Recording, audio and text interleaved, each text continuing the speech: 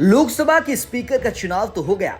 ओम बिरला फिर से स्पीकर की कुर्सी पर विराजमान हो गए और अब चर्चा होने लगी है डिप्टी स्पीकर की। कौन बनेगा डिप्टी स्पीकर, इसे लेकर अंदर की खबर सामने आई है। रक्षा मंत्री राजनाथ सिंह ने पश्चिम बंगाल की सीएम ममता बनर्जी से फोन पर बात की और संसद के स्पीकर और डिप्टी स्पीकर के मुद्दे पर चर्चा की। सूत्रों के मुताबिक ममता बनर्जी ने अयोध्या से नवनिर्वाचित सांसद अवधेश प्रसाद को डिप्टी स्पीकर बनाने का प्रस्ताव दिया है। डिप्टी स्पीकर का पद विपक्ष को देने की परंपरा है, लेकिन माना जा रहा है कि अवधेश प्रसाद बीजेपी सरकार के लिए एक कठिन प्रस्ताव है, क्योंकि समाजवादी पार्टी के सांसद ने अयोध्या से जीत हासिल की है। ममता ने एक गैर कांग्रेसी विपक्षी उम्मीदवार का प्रस्ताव रखा है, जबकि कांग्रेस खुद डिप्टी स्पीकर का पद चाहती थी। विपक्षी इंडिया ब्लॉक डिप्टी स्पीकर की मांग पर अड़ा हुआ है, लेकिन एनडीए सरकार डिप्टी स्पीकर का पद बगैर चुनाव के विपक्ष को देना नहीं चाहती। यही वजह है कि विपक्ष ने स्पीकर चुनाव में अपना उम्मीदवार उतारा था।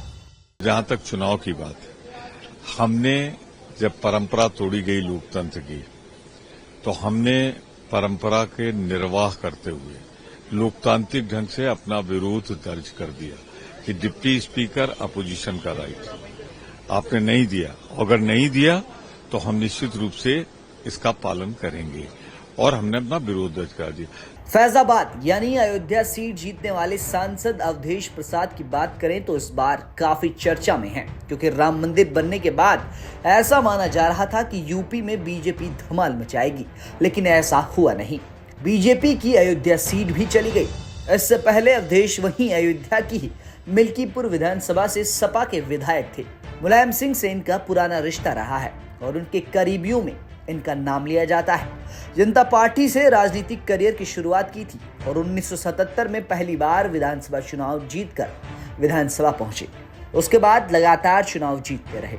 अवधेश प्रसाद ने लोकसभा चुनाव 2024 में 54,567 वोटों से जीत दर्ज की थी। उनके प्रतिद्वंदी और बीजेपी कैंडिडेट लल्लू सिंह चुनाव हार गए थे। एक और जहां सपा कैंडिडेट अवधेश प्रसाद को 5,54,289 वोट मिले, तो वहीं लल्लू सिंह को महज 4,99,722 वोट मिले थे। डिप्टी स्पीकर के पद की बात करें तो ये पद भी उतना ही अहम है जितना स्पीकर का। संविधान का अनुच्छेद 95 कहता है कि डिप्टी स्पीकर का काम तब संभालता है जब वो पद खाली हो गया हो या फिर गैर मौजूदगी हो। अगर डिप्टी स्पीकर का पद खाली है और स्पीकर भी मौजूद नहीं है, तो ऐसी स्थिति में राष्ट्रपति की ओर से नियुक्त लोकसभा सांसद सदन की कार्रवाई संभालता है। संविधान ने डिप्टी स्पीकर को भी वही शक्तियां दी हैं जो स्पीकर को दी हैं। न्यूज़ तक ब्यूरो।